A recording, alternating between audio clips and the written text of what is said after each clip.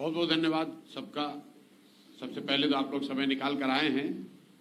थोड़ी सुबह मुझे बताया गया कि थोड़ी अफरा तफरी यहाँ पर हॉल को लेकर थी, उसके लिए माफ़ी चाहते हैं।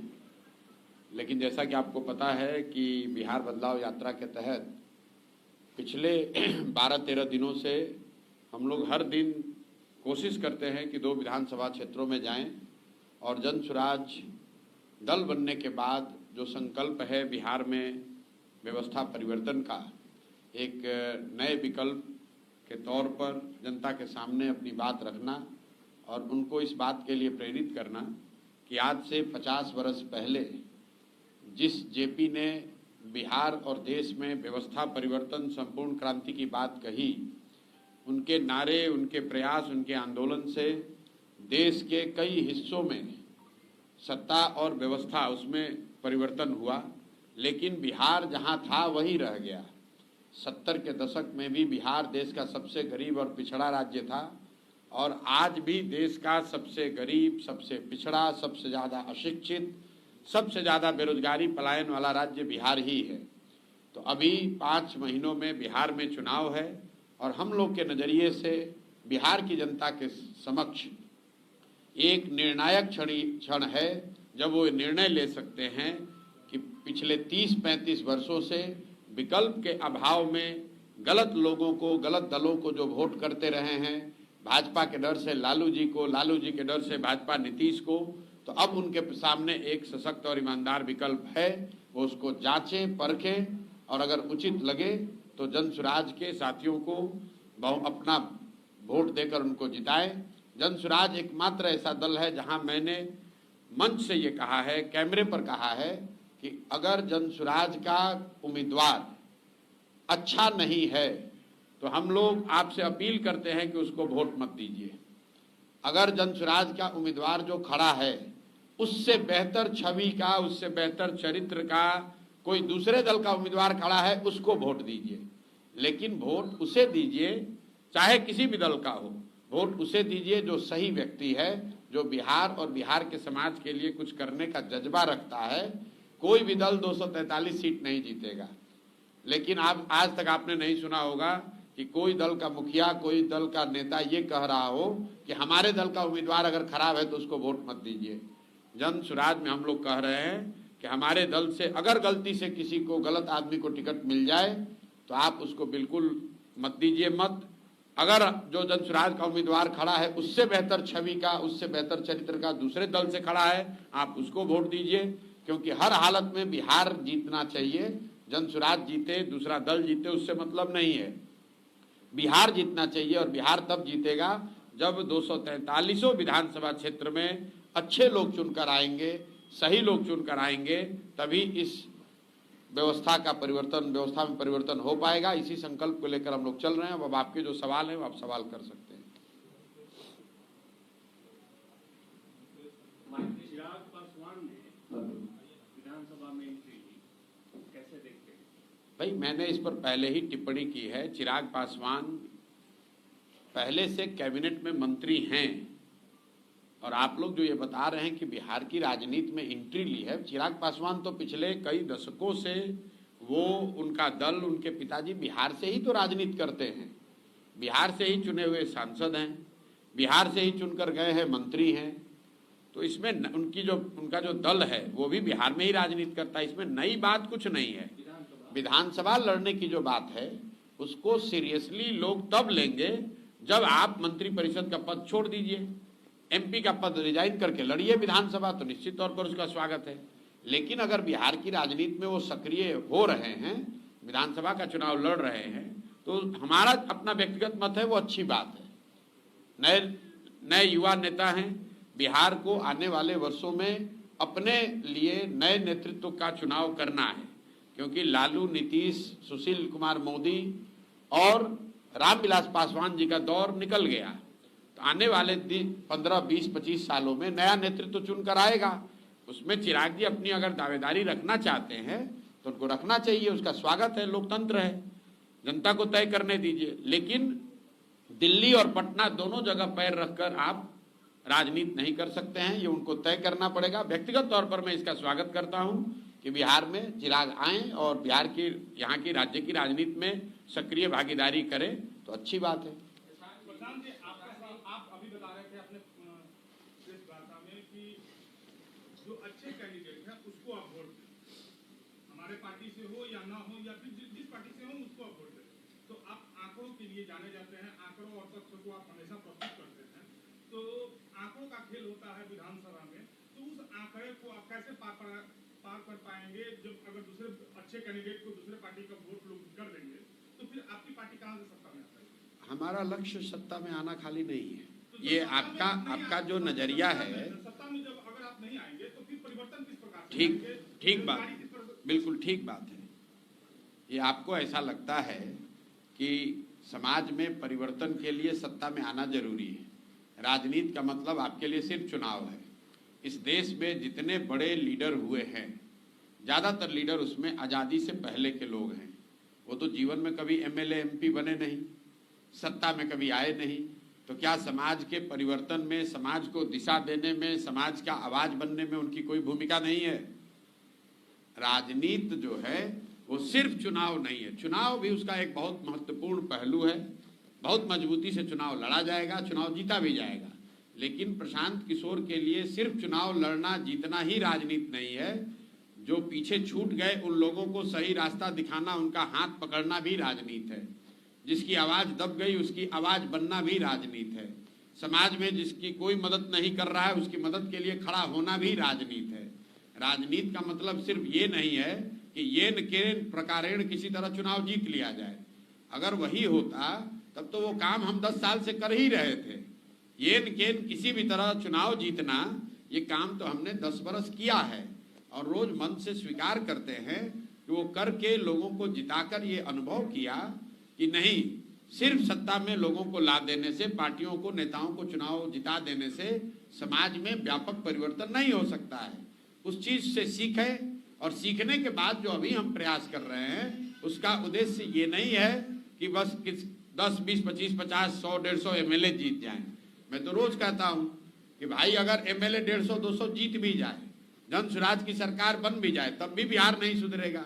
बिहार उस दिन सुधरेगा जब लोग यहाँ पर सुधार चाहेंगे, जब 2, 4, 5 हजार अच्छा लोग मुखिया बनेगा, 5 हजार अच्छे लोग सरपंच बनेंगे, हजारों अच्छे लोग वार्ड सदस्य बनेंगे, तब तो बिहार सुधरेगा। एक सिर्फ विधायक के बदलने से, मुख्यमंत्री और मंत्री के बदलने से समाज और बिहार नहीं सुधर सकता है। इस बात को स्वीकार कीजिए, तभी आगे का रास्ता निकलेगा। हम उन लोगों में से नहीं हैं जो ये कहता है कि हमको वोट दे दीजिए, हम आएंगे तो सब सुधार देंगे। कैसे सुधार देंगे? जो राज्य इतना पीछे छूट गया है, हम लोग दूसरे राज्यों के मुकाबले 40-50 साल पीछे छूट गए हैं, उसको कोई एक आदमी प्रशांत किशोर कैसे सुधार देगा? 13 करोड़ लोग, उसमें ज्यादातर लोग जब तक सजग नहीं होंगे, आप अपने और अपने बच्चों के लिए सजग नहीं होइएगा, जिन नेताओं को चुनकर लाइएगा वो सजग नहीं होंगे, तब तक बिहार में सुधार नहीं होगा। आंकड़ों की बात अलग है और समाज में सुधार अलग मुद्दा है। आंकड़ों से कौन जीतेगा कौन हारेगा जब चुनाव होगा वो देखा जाएगा। लेकिन हम 3 बरस से घूम रहे बिहार में और आप सब मीडिया के बंधु हैं, आप हमको कोई मेरा बाइट दिखाइए, कोई भाषण दिखाइए जहां मैंने लोगों को कहा है कि सब आदमी हमको वोट दीजिए। हम तो उल्टी बात कर रहे हैं कि भाई जिसको वोट देना है दो, लेकिन एक बार अपने बच्चों की चिंता करो, अपने बच्चों के पढ़ाई रोजगार के लिए वोट दो। जब लोग उसके लिए वोट देंगे तो वोट चाहे जनसुराज को दें या भाजपा को दें या राजद को दें, कांग्रेस को दें, जदयू को दें, सुधार अपने आप होगा। रोज हम सिखा रहे हैं लोगों को। लोगों ने मंदिर के लिए वोट दिया तो मंदिर बना, लोगों ने बिजली के लिए वोट दिया, बिजली आई, लोगों ने सिलेंडर के लिए वोट दिया, सिलेंडर बटा, लोगों ने जाति के लिए वोट दिया तो जाति की चर्चा सरेआम आप देख रहे हैं। लोगों ने जिस बात के लिए भी वोट दिया है, मैं तो लालू जी का मन से सम्मान करता हूं, मन से कहता हूं कि लालू जी के राज में और कुछ हो या नहीं, जो पिछड़े समाज के, वंचित समाज के लोग थे उनको आवाज मिली, लालू जी का ये दावा है। तो जिस आवाज के लिए वंचित समाज लालू जी के साथ खड़ा हुआ तो निश्चित तौर पर उस समाज को मिला। लेकिन उस वंचित समाज को, पिछड़े समाज को ये भी देखना है कि जिस समाज को लालू जी ने आवाज दी, उस समाज के बच्चों के पढ़ने की व्यवस्था नहीं की, उस समाज के लिए भूमि सुधार का काम नहीं किया, उस समाज के नौकरी रोजी रोजगार के लिए पूंजी की व्यवस्था नहीं की। आवाज दिया और फिर कहा कि मेरे और मेरे बच्चों के लिए आवाज लगाते रहो, मुझे राजा मानकर चलो, और फिर अब जिस दशा में तुम जी रहे हो वैसे ही जी रहे हो। कौन दूसरा दल का आदमी होगा जो ये कह रहा हो कैमरे पर? हमने कहा कि लालू जी घोषणा करें। अगर वो कहते हैं कि उनको यादवों की बहुत चिंता है, तो जनसुराज ने कहा है कि बिहार में किसी काबिल यादव को आप लीडर घोषित कीजिए। अपने बच्चे को छोड़कर, अगर आप यादवों के हितैषी हैं तो अपने परिवार में किसी साथी, अपने परिवार परिजन को छोड़कर किसी यादव समाज के काबिल आदमी को आप बताइए कि बिहार का मुखिया ये होना चाहिए, जनसुराज उसकी मदद करेगा। आपके नजर में कौन है? भाई हमारी नजर में तो जो है उसको हम हमारे दल में है वो। मैं आपको उनका पर्दाफाश कर रहा हूं कि ये जो लोग जाति का ढोंग करते हैं, ये जाति की बात नहीं कर रहे, ये अपने और अपने परिवार की बात कर रहे हैं। हम तो लालू जी को कह रहे हैं कि भाई आप राजद से किसी काबिल यादव आदमी, यादव समाज के लीडर को घोषित कीजिए कि यही आदमी चेहरा होगा, जनसुराज भी उसकी मदद करेगा, कोई दिक्कत नहीं है। लेकिन ये लोग कभी नहीं कर सकते हैं। ये सिर्फ अपने और अपने बच्चों से आगे, अपने घर वालों से आगे नहीं सोच सकते हैं। और यही बात समाज के सामने रख रहा हूं ताकि आप इस बात को समझिए। और सिर्फ लालू जी की बात नहीं है, जो जिस जाति का नेता होने का दावा कर रहा है, वो चाहे पंडित हो, भूमिहार हो, कुशवाहा हो, पासवान हो, यादव हो, वो नेता अपने और अपने परिवार की राजनीति कर रहा है। जाति में आप और हम उलझे हैं, नेता को अपने जाति की कोई चिंता नहीं है। लोगों को, नेताओं को अगर अपने जातियों की चिंता होती तो भैया हर जाति का आदमी यहाँ मुख्यमंत्री बना है। अगर अपने जाति के लोगों का भी कल्याण कर दिया होता तो कम से कम 50-60% बिहार के लोग तो सुधर गए होते। किसान जी, आप अगर सत्ता में आते हैं तो ये जो लेबर स्टेट बिहार घोषित है और लेबर यहाँ से जाता है, उसको कितना % आप लोग? भैया ये आपके सवाल का इंतजार नहीं है। पिछले 3 बरस में सबसे पहले बिहार में पलायन ही सबसे बड़ी समस्या है। इस विषय को समाज के सामने जनसुराज ने रखा है, क्योंकि उससे पहले समाज ने यहाँ ये मान लिया था कि भाई नौकरी करना है तो बाहर जाना ये सामान्य प्रक्रिया है। यहाँ के नेताओं ने ये कहकर बार बार कि अगर बिहार के लोग बाहर नहीं जाएंगे तो महानगरों की व्यवस्था ठप पड़ जाएगी, इसको गौरव का विषय बना लिया था। ये सबसे पहले बिहार में जनसुराज ने कहा कि दिल्ली बॉम्बे में जाकर वहाँ का कूड़ा साफ करना, वहाँ सब्जी बेचना, वहाँ टैक्सी चलाना, ऑटो रिक्शा का काम करना, वहाँ के घरों में नौकरानी बनकर काम करना, ये बिहारियों के लिए गौरव की बात नहीं है। जब वहाँ पर कोई बॉम्बे में, दिल्ली में, तमिलनाडु में बिहार के लोगों को 2 थप्पड़ मार देता है, गाली देता है, तो यहाँ के नेताओं का बयान आप सुन लीजिए। नीतीश कुमार का बयान सुनिए, तेजस्वी का बयान सुनिए, लालू जी का बयान सुनिए। ये लोग क्या कहता है? ए भाई बिहार के लोगों को बॉम्बे में मत मारो, नहीं तो अगर बिहार के लोग नहीं रहेंगे तो बॉम्बे में साफ सफाई की व्यवस्था ठप पड़ जाएगी, वहाँ सब्जी नहीं बिकेगी। हम लोग कह रहे हैं भाई कोई गौरव की बात है? हम लोग बिहार के लोग कोई बॉम्बे का कूड़ा कचरा साफ करने के लिए पैदा हुए हैं।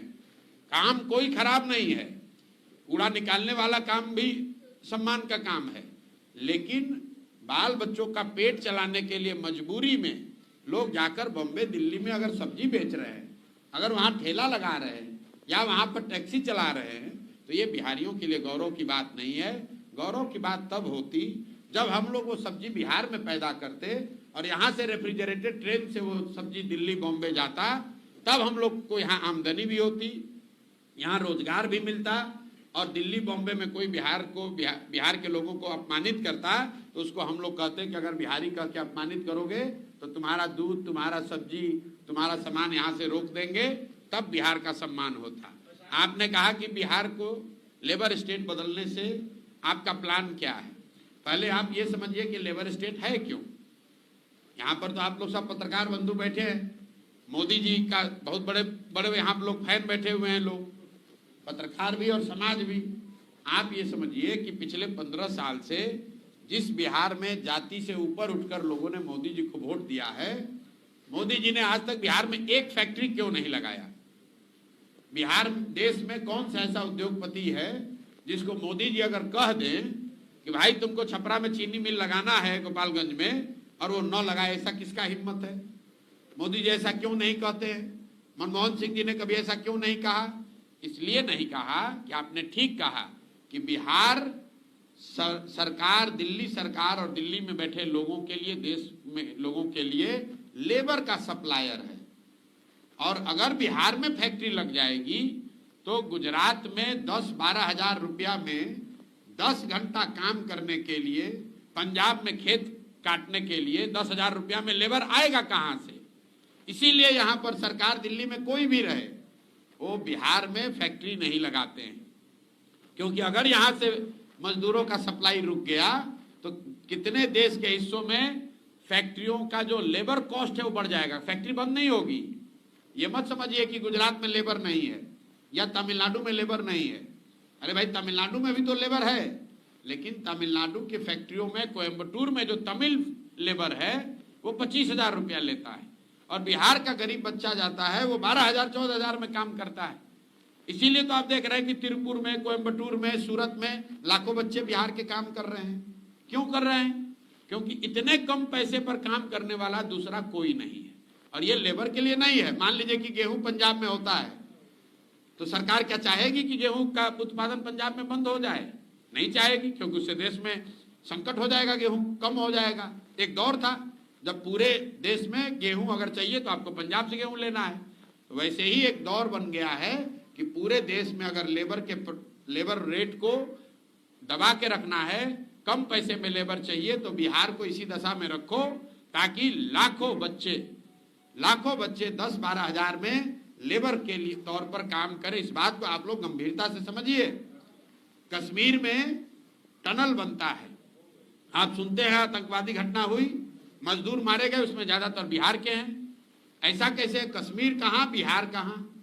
कश्मीर और बिहार के बीच में हिमाचल प्रदेश है, पंजाब है, उत्तराखंड है, उत्तर प्रदेश है। वहां के लोग क्यों नहीं जा रहे हैं लेबर बन के कश्मीर में? क्योंकि बिहार का गरीब आदमी गोली का डर रहते हुए भी कश्मीर में जाकर 15,000 में काम कर रहा है। उत्तराखंड और यूपी का आदमी सोचता है भाई हम खाए, ये रिस्क ले। ये समस्या है और यहां पर इसकी कोई चर्चा नहीं। आप किसी भी नेता को बुला लीजिए, आज तक आप दिखाइए बयान अगर किसी ने कहा हो। अभी मोदी जी आए तो मधुबनी में क्या बोला कि सहरसा से, पहले तो सहरसा का उच्चारण गलत कहा, लेकिन कहा उन्होंने कि सहरसा से मुंबई जाने के लिए नई आधुनिक, सुनिए, नई आधुनिक ट्रेन चलेगी जिससे श्रमिक परिवार के बच्चों को वहां जाने में सुविधा होगी। ये कितनी बड़ी अपमान की बात है कि मोदी जी ये कह रहे हैं कि फैक्ट्री गुजरात में लगेगा और बिहार के लोगों को ट्रेन की सुविधा दी जाएगी ताकि आपके हमारे बच्चे उन ट्रेन पर जानवरों की तरह बैठकर जाएंगे सूरत में, बॉम्बे में काम करने। और पत्रकार बंधु, आप लोग लिख रहे हैं कि मोदी जी ने 4 ट्रेन की घोषणा की। पब्लिक की चेतना ऐसी मर गई है कि वो भी ताली बजा रहा है कि 4 ट्रेन और मोदी ने घोषणा की। अरे ये भी नहीं समझ में आ रहा है कि तुम्हारे बच्चों को मजदूर बनाकर गुजरात में ले जाने के लिए अगर ट्रेन दिया जा रहा है तो तुमको पूछना चाहिए कि वोट तुम्हारा है तो फैक्ट्री बिहार में लगना चाहिए कि गुजरात में लगना चाहिए।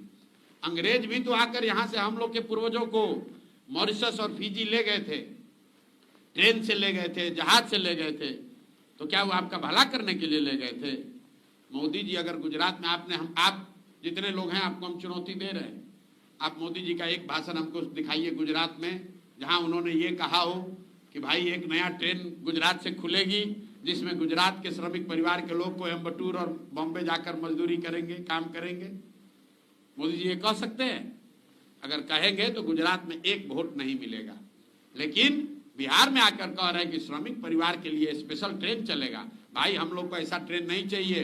प्रशांत किशोर पहला आदमी है जो कह रहा हम लोग को ऐसा ट्रेन नहीं चाहिए, नहीं चाहिए ऐसा ट्रेन जिसमें हम लोग के बच्चों को मजदूर बनाकर ले जाया जाए।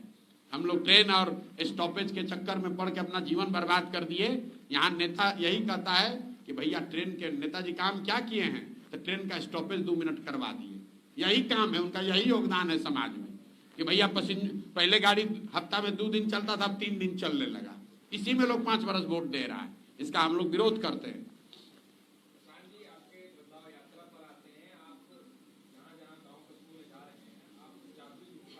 हैं? जादुई नुस्खा बता रहे हैं जी गरीबी से उभरने का, जी और वो तमाम बातें बता रहे हैं जिससे गरीबी से उभरा जा सकता है। एक भौगोलिक उपचुनाव और आंकड़े और जातीय समीकरण के चेन को आपको लगता है कि आप ब्रेक कर लेंगे इस जादुई नुस्खा से? मेरे भाई, हम जादुई नुस्खा क्या बता रहे हैं?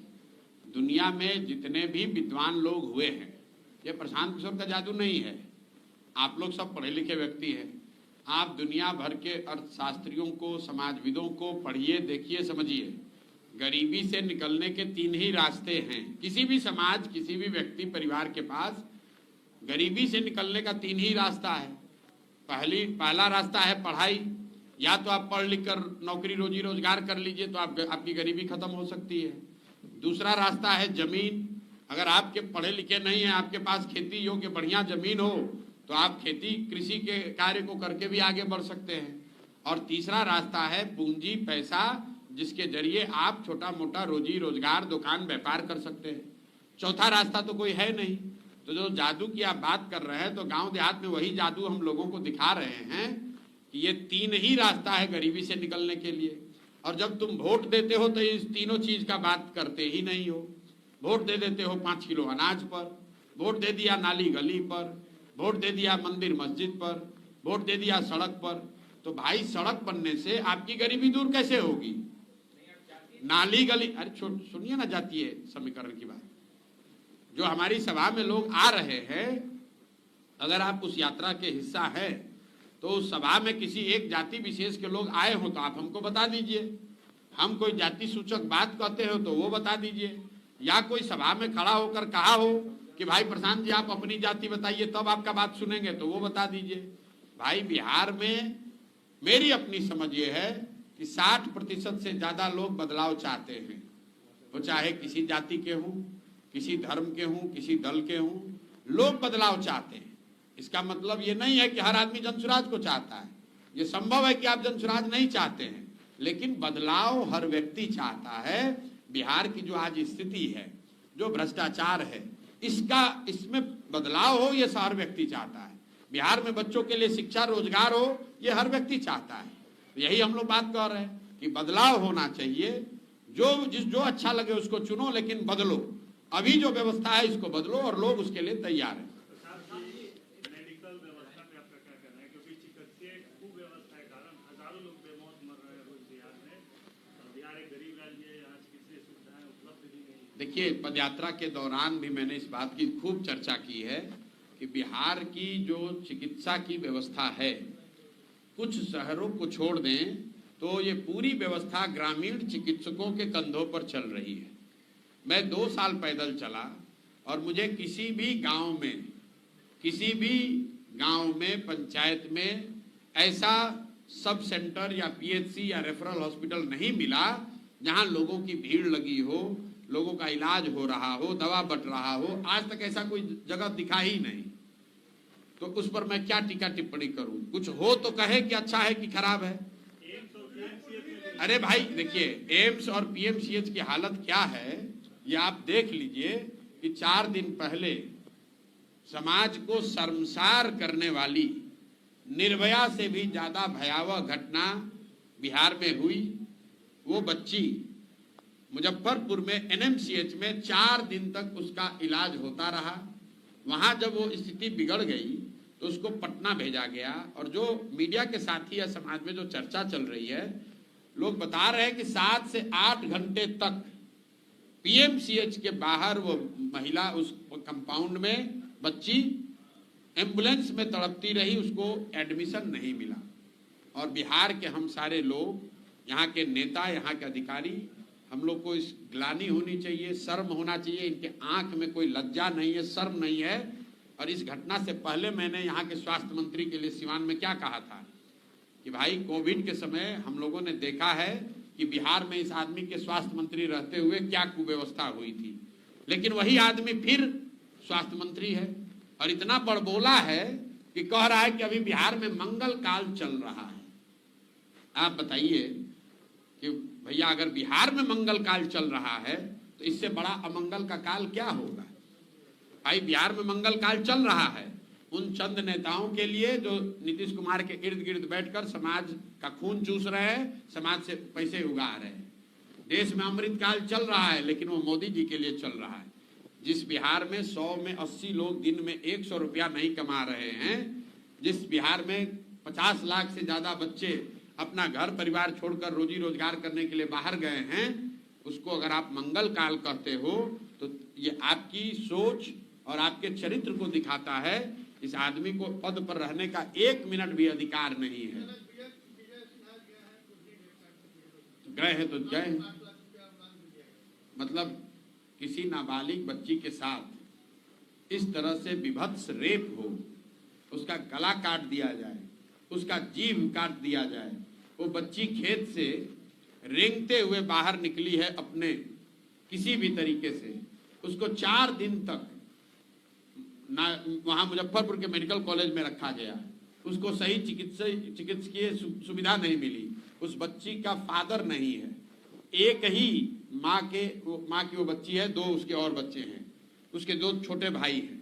ये नेताओं को, हम लोग को इस पर शर्म आना चाहिए कि हम लोग समाज में बैठे हैं और इस तरह की घटना होती है और आप 8 लाख रुपया देने जा रहे हैं। मेरे भाई, एक यहाँ पर शादी होती है नेताओं के घरों में, उनके बच्चों की शादी होती है, उसमें चाय कॉफी का बिल आता होगा 10 लाख 20 लाख रुपए से ज्यादा, और एक बच्ची के जान का, उसके इज्जत का, उसके पूरे जीवन का कीमत आप लगा रहे हो 8 लाख रुपया, 10 लाख रुपए देने से क्या होगा।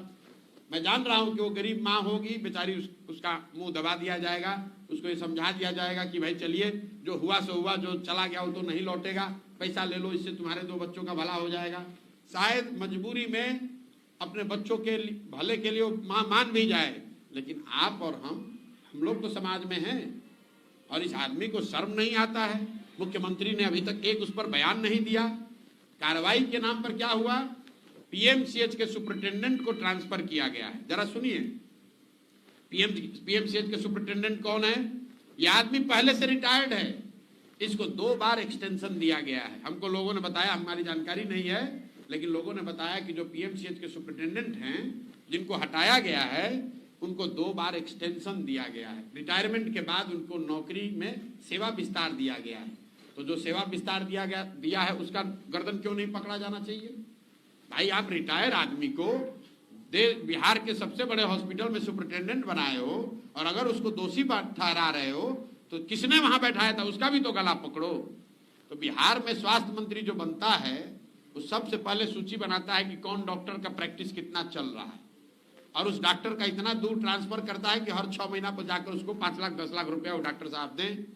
सबको अस्पताल और चिकित्सा व्यवस्था से थोड़ी मतलब है। आप असंवेदनशीलता की हालत देखिए कि मुख्यमंत्री ने एक बयान नहीं जारी किया है इस पर। एक निर्भया का मामला हुआ था, पूरा देश हिल गया, पूरा देश हिल गया। उससे भयावह घटना बिहार में हुई है और कोई उस पर संज्ञान लेने वाला नहीं है। पीएमसीएच के सुपरिटेंडेंट को हटा दिए, बस बात हो गई।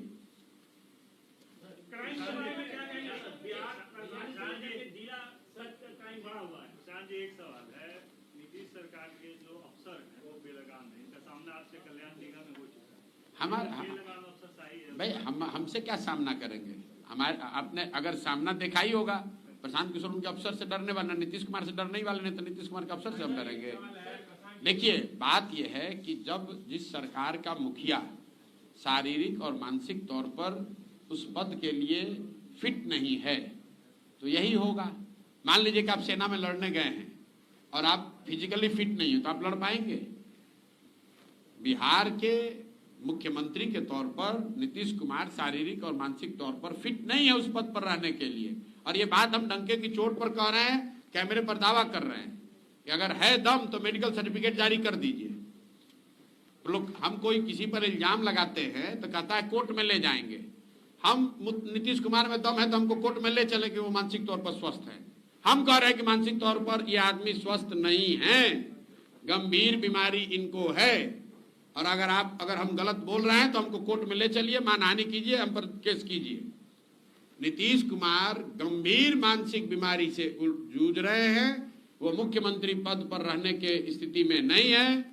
जिस व्यक्ति को प्रधानमंत्री का नाम भूल जा रहा है, जो व्यक्ति उसको आप समझ रहे हैं कि वो बिहार की समस्याओं को निपटाएगा। जिस व्यक्ति को अपना नाम भूल जा रहा है, जिस व्यक्ति को ये नहीं पता चल रहा है कि अभी राष्ट्रगान चल रहा है कि कोई कव्वाली गान बज रहा है, आप बताइए किसी सामान्य परिवार का लड़का, अगर आपका बच्चा टीचर होता है, उसकी फिजिकल फिटनेस जांच होती है, उसका मेडिकल होता है, बिना मेडिकल के बिना फिजिकल के टेस्ट के आपको नौकरी मिल सकती है। मुख्यमंत्री का फिजिकल फिटनेस कोई नहीं देख रहा है। और हम तो आपको कह रहे हैं, उनका एक मंत्री है, उगाही मंत्री, हमको कल कोर्ट में केस किया है हमारे ये कहने पर कि भाई समाज में चर्चा है कि इसने अपने बेटी का टिकट पैसा देकर खरीदा है, ये कहने पर जाके केस किया है। तो भाई मुख्यमंत्री को सीधे कह रहे हैं कि आप मानसिक तौर पर बीमार हैं, स्वस्थ नहीं हैं, और अगर हमारी बात गलत है तो हम पर केस कीजिए, हम पर मानहानि कीजिए, हमको कोर्ट में ले जाइए, जेल में ले जाइए, दिखाइए मेडिकल अपना जांच दिखाइए कि आपको मानसिक रोग है कि नहीं है, मानसिक तौर पर आप अस्वस्थ है कि नहीं है, दिखाइए। अगर नहीं है तो कल आप हम पर केस कीजिए, इसमें डरने की क्या बात है? सत्य बात है, इसमें झूठ बोलने की क्या बात है? भाई हमको कोई डर नहीं है। उनको कह रहे हैं कि मानसिक तौर पर नीतीश कुमार स्वस्थ नहीं है, उनको स्वेच्छा से पद छोड़ देना चाहिए, इलाज कराना चाहिए। और भाजपाइयों को एक मानसिक तौर पर अस्वस्थ व्यक्ति को बिहार के 13 करोड़ लोगों पर थोपना नहीं चाहिए। 12, 14, 15 सांसदों के लालच में, समर्थन के लालच में इन्होंने बिहार पर एक ऐसे व्यक्ति को मुखिया बनाकर थोपा हुआ है जो मानसिक शारीरिक तौर पर उस पद की गरिमा और उस पद के कर्तव्यों को निभाने में सक्षम नहीं है। बहुत बहुत धन्यवाद भैया। अरे भैया दिन